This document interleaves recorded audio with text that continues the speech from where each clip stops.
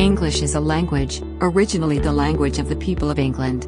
Today, English is the main language of the United Kingdom, Ireland, the United States of America, Canada, Australia, New Zealand and more than 50 other countries. Interestingly, until as recently as 2017 English was not the official language of the USA, although it had long been the official language of several US states.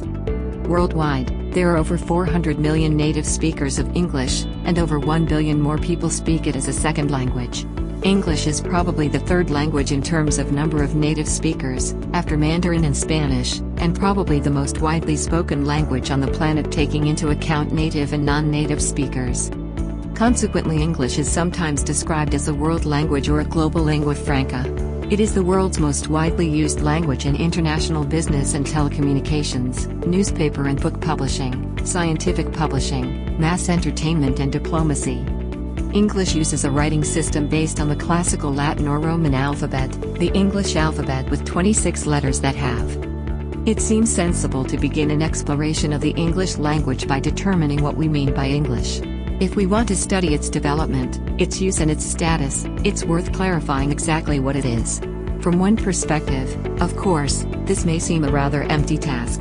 Given that you are reading this course, and are therefore presumably a fluent English reader, English is very likely to be almost as integral a part of your life as the air you breathe.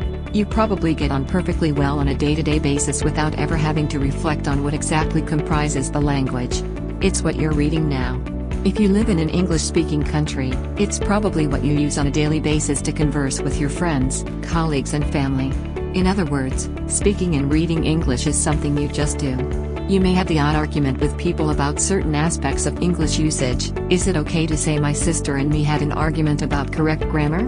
Or may occasionally consult a dictionary to check the meaning or spelling of an unusual word. What does deontic mean? When is it compliment and when is it compliment?